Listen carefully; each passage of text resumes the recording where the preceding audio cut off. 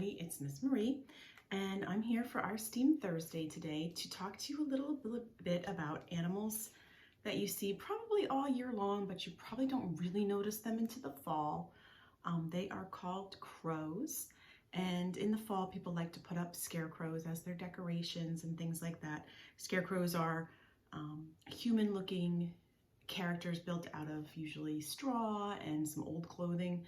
They're meant to keep crows away from crops, especially corn crops, but pretty much all kinds of crops, foods that you want to eat. You use a scarecrow to keep them away. And they're usually a symbol of the harvest time, when we finally get to bring in all the nice food that's been growing all summer long. So I would like to talk to you a little bit about crows today, but first I want to read you a story. It's called The Crow and the Pitcher, and it is a story that was told many thousands of years ago by a man named Aesop, who told fables. Now this particular version is retold by Emma Carlson Byrne and is illustrated by Tim Palin, and it is published by Cantata Learning. And this is just a really fun story, a fable, The Crow and the Pitcher. Aesop was a storyteller who wrote hundreds of stories called fables. These stories often have animals for characters. Each story is meant to teach a moral or a lesson. In this fable, a thirsty crow tries to get a drink of water from a deep pitcher, but she can't reach the water. How does she solve her problem? Read and find out. So there's Aesop writing stories many years ago. Here's the story of the crow and the pitcher. The day was hot. The crow was too. A pitcher stood nearby. Water, please, the poor crow thought, or I just might cry. The pitcher held some water, cool, but only way down deep. The crow tried hard to take a sip, but her beak just wouldn't reach. And there we see the crow looking at the pitcher full of water, and she really wants some, but can't get in there. When you have a problem, don't just sit and cry. Look hard to find an answer. You'll see one if you try. And there's the crow trying to get a drink, but she can't get the water out of the pitcher. What's she gonna do?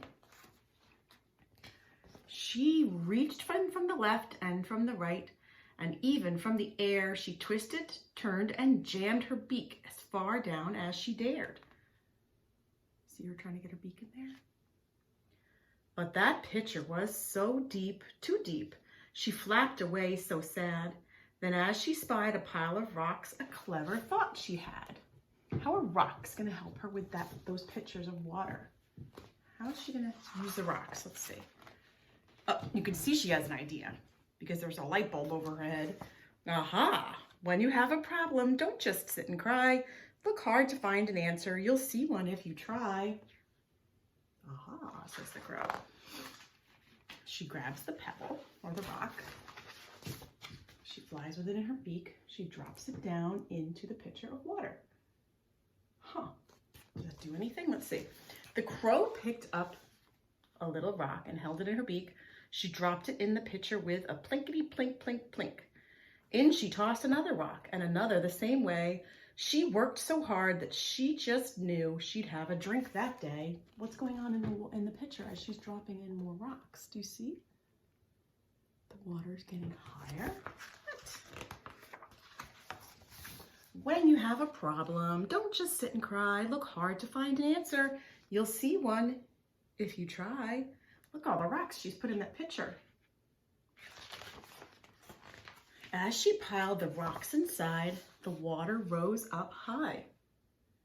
At last, it reached the pitcher's rim. The crow let out a sigh. I helped myself. I didn't quit. I took some time to think. Now it's time for my reward. And that crow, she took a drink. You see her getting a drink out of the pitcher? She figured it out. When you have a problem, don't just sit and cry. Look hard to find an answer. You'll see one if you try. And look, there they are. The family comes back and the pitcher's full of rocks and they have no idea what happened. And And that is the end of that story. And what I like about this story is that it's not just a story, right? On the one hand, it seems like it's a story about not giving up. Keep on trying something and then you'll get what you want, right? But actually, the story is really neat because it's also true. Crows can do that. Crows are super intelligent birds, much more intelligent than most birds. They can actually figure out how to get a drink of water out of a pitcher by using weighted rocks or picking out rocks. They can also use tools. Here, a crow is using a long stick to get a bug out from deep down inside of a hole in a piece of wood. This book is called Crow Smarts. I'm not going to read it all to you because it's very long. But what I usually like to do is when we do this crow story in story time or at the library, is I like to actually show you some videos of crows using tools. There's that picture that's on the cover again, and it's really amazing how they can do that. They can actually figure out using very simple tools, and they've done experiments with them, and they remember things. They remember how to get things out. Here, I think, let's see. Yes, here's a great picture of the crow with a tube full of water, and the crow wants to get that treat on top of the water. Can you see that? And the crow knows that if he drops some of these weights in there, the water will come up and he'll be able to get the treat. It will rise to the top of the water there. So they've done this experiment with crows. They use different kinds of weights, and the crows learn very quickly which weight will work the fastest. They know which ones, if the water is draining out, they'll know not to use that particular tube. Let's see if there's any other pictures of that one. I love showing those videos because children are always amazed that the story that we read that seems like a fable about not giving up is actually based in reality. That crows can do very many smart things. Oh, here's this picture up here. This is the one where the crow figures out that one tube is connected and one tube is not. And they quickly decide to start dropping the weights in the tube that is connected to the one in the middle that has the treat. So that's pretty neat. They're very, very smart animals. And in a few minutes, we are going to do our own experiment. We're going to pretend to be crows, and we are going to put some, I have glass, actually, like colored glass. So you can use little rocks that you find outside. You can use anything you want. We're going to put them in and try to figure out how many it'll take to get the water to rise to where the crow can get a drink. So just hang on, and I will be back in a minute. Okay, so here I am in my kitchen, and I have this very tall vase of water, and I've taken a black marker, and I've made a line right where the water is. You can see that, yes. And I am going to introduce you to my crow friend. Hello. Hello, I always like to bring him out in our story time or in our STEAM classes, and then I show that, oh boy, poor crow can't get his beak into that water. It's too deep, right? So we're going to try just like the experiment did. We're going to try one rock and put it in there. Doesn't seem to have affected the water too much. He still can't get in there. So let's try some more. I've got a couple of small ones. Can you handle all that, crow? All right. Is it going up yet? How about another big one? Oh, maybe it's starting to go up a little bit. Let's try another big one.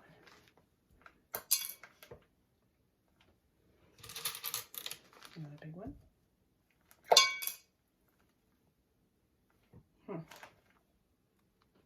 Yeah, okay.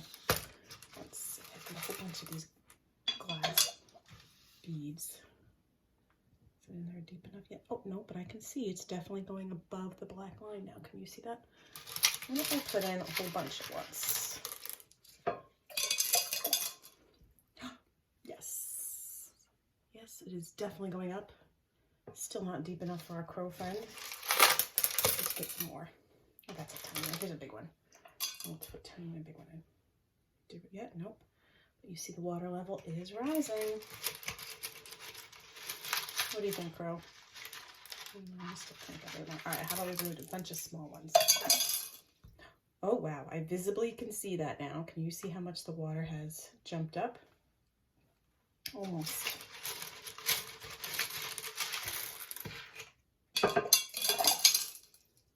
Oh, more and more. Closer and closer.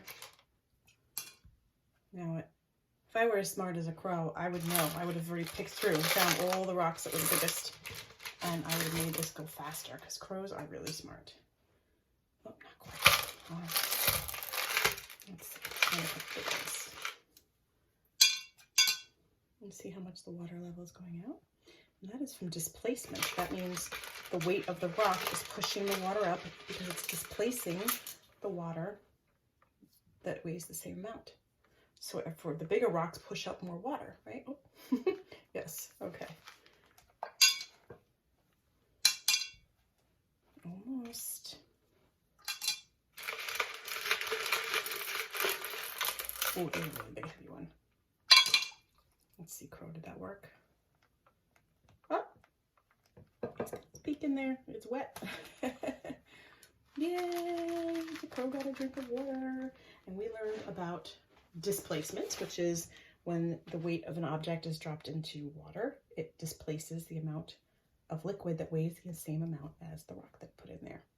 So the bigger the rock, the more water it pushes up or displaces.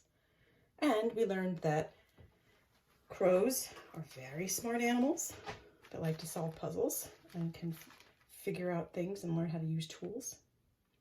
And that's why scarecrows probably don't always work, because crows actually figure it out. They figure out that the creature in the field isn't really working, and sometimes they recognize it, and they recognize that it's not. Maybe moving it around in the field helps sometimes. What do you think, Crow? Anyway, that's all for today. Have a great rest of the week, and I will see you next week. Bye.